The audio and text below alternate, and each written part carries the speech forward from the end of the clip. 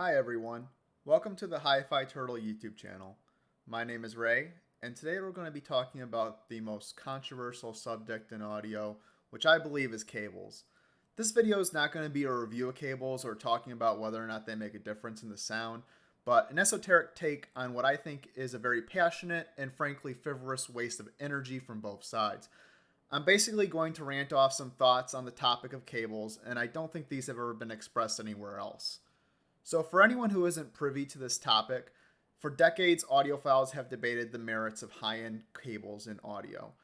While the industry, and frankly, I think most audiophiles have embraced cables as a legitimate performance enhancement, there is also a camp of audiophiles that call expensive cables snake oil, scams, etc. With the rise of the internet, this topic has become especially heated, with both sides fully rebuking each other on various forums. Before I start, I will note that I am in the camp that does not believe in the enhancing effects of cables. I use cheap cables in my system, and I most likely always will. Okay, so for the first question I want to pose is, since the 70s when Monster Cable and other high-end cable brands started to appear, has anything changed? Is there a unique argument for why cables do or do not make an audible difference? Surely we've learned many new things when it comes to transmission lines, electrical signals, other areas of electrical engineering and physics, but have there been any revelations in the audio application? The typical argument still goes like this. Hey, this cable sounds different. No, that's impossible. The science book says so right here. Yeah, but no, you're wrong and stupid. I win, you lose. Bye bye. This is what almost every cable debate can be boiled down to. For the believers, when asked for measurements or objective evidence of cable differences, the argument is we can't measure everything we hear. I think that argument is fundamentally flawed since with a simple audio signal, we can measure everything. But I fail to see any evolution in the arguments for or against cables, which makes these debates incredibly boring and played out. This leads to my next question. Why are we still talking about cables? How is this the most talked about and controversial topic in audio? It's stupid. Okay, you think cables make a difference. That's great.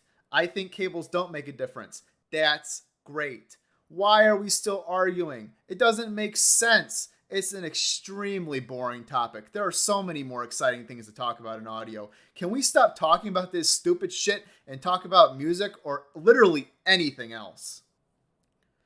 Let's say you're in the anti-cable camp and you feel that companies are taking advantage of unsuspecting audiophiles and charging them tons of money, and you feel that like this is morally wrong. Give me a break. Guess what? Angela Cardas is not Jeff Bezos, and you probably don't feel as bad about ordering stuff from Amazon despite all their soul-crushing labor practices. Cables are not fake medical witchcraft, which could be potentially harmful. At the end of the day, when Joe Rando orders a brand new $1,000 RCA cable, your life will not change one way or the other. Now let me talk about what I think are possibly the negative side effects of the high-end cables in audio. First, that the infatuation with cables and tweaks in audio, in my opinion, delegitimizes the hobby. So we all spend a ton of money on gear and say, oh yes, it's much, much better, it's worth it. But to an outsider who may consider joining the hobby, they look at all this cable crap and say, well, that's BS. Audiophiles are fools and they don't know what they're talking about. So I'm just going to stick to Bose and Sonos. Again, I would say both sides are responsible in bringing this topic to the forefront of the hobby. The second, because cables cannot be objectively shown to make performance differences, it bends the rules on higher price should equal higher performance. I think this is a bad precedent to set in the hobby because with DACs, amplifiers, and speakers, I think companies should have to show evidence of what they have done to increase the performance. Just saying you'll hear the difference and throw a huge price tag on it doesn't really bode well with me. Lastly, as a cable atheist, I have some thoughts on why people believe high-end cables do make a difference. I think it's mainly because of sight and price. These play a huge role in how we perceive things. If a cable is visibly thicker and more dressed up, you're probably likely to think that it must be better or it must be doing something more than a thin or cheap cable. Think about it like looking at a speaker that has a 12-inch woofer versus a similar looking 8-inch woofer. Without even hearing it, knowing the driver specs, the crossover, and cabinet design, you've probably already made a judgment that the 12-inch is going to sound bigger, fuller, and louder. Then there's the price aspect. This price influence on how we perceive things was shown once in a wine test where tasters were given the same exact wine in 3 different bottles. The bottle that they were told was the most expensive got picked as the best tasting even though it was exactly the same. Why? Because our brain associates price with reward. Something that costs more should sound, taste, perform better than that of a lower priced product.